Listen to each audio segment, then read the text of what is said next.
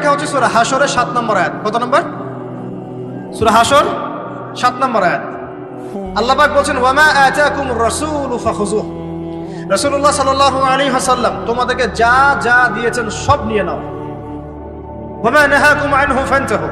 রাসূল যা থেকে বিরত থাকতে বলেছেন সমস্ত বিষয় থেকে দূরে থাকো।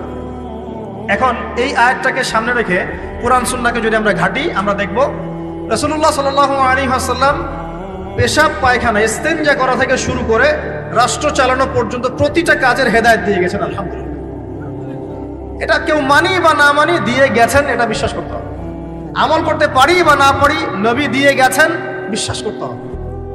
দলিল চাচ্ছেন, আপনি সহিহ বুখারী খোলেন, মুসলিম খোলেন, তিরমিজি, নাসাই, আবু দাউদ এগুলো খোলেন, দেখবেন আপনি ইস্তেনজা করবেন কিভাবে, বসবেন কিভাবে, ঢোকার সময় কোন পা দিয়ে ঢুকবেন, বের হওয়ার সময় কোন পা দিয়ে বের হবেন, ইস্তেনজা করার সময় কথা বলতে পারবেন কিনা, কতটুকু বলতে পারবেন, গোসল কেমন করে করবেন, ওযু কিভাবে করবেন, আপনি আগে কি পা থেকে শুরু করবেন নাকি হাত থেকে শুরু করবেন, কিভাবে নামাজ পড়বেন, আগে গিয়ে গিয়ে সিজদা করবেন নাকি ইকামত হবে, আজান হবে, আল্লাহু আকবার তাকবীর দিবেন, কিভাবে নামাজ শেষে বের হয়ে আপনি ব্যবসায় চলে যাবেন, কিভাবে আপনি ব্যবসা করবেন, কিভাবে চাকরি বাকরি করবেন, সমাজের মানুষের সাথে মেলামেশা করবেন, মানুষকে দিনের দাওয়াত দিবেন, ইভেন কিভাবে আপনাকে যদি আল্লাহ ক্ষমতা দেন আপনি কিভাবে সোসাইটি মেনটেন করবেন, সমাজ এবং রাষ্ট্র মেনটেন করবেন, প্রতিটা হেদায়েত খুঁটিনাটি কোরআন এবং সুন্নাহ দিয়েছে আমাদেরকে।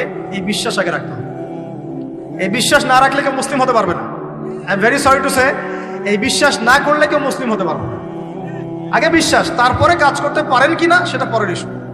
এবং আমি বলে দিচ্ছি, এই যুগে আপনি 100% পারবেন না। সিম্পল, এই যুগে আপনি 100% পারবেন না, এটা স্বাভাবিক। কারণ এই পুরো বিশ্বটা তো ইসলামাইজড না। পুরো বিশ্ব কি ইসলামাইজড? বরং পুরো বিশ্বটা কুফরের উপর আছে। কিসের উপর আছে? পুরো ওয়ার্ল্ডটাই কুফরের উপর আছে, পুরো ওয়ার্ল্ডটাই। একটা এক্সাম্পল দিয়ে আমি প্রমাণ করতে পারি, একটা এক্সাম্পল খালি। আল্লাহ পাক বলছে সূরা মুলক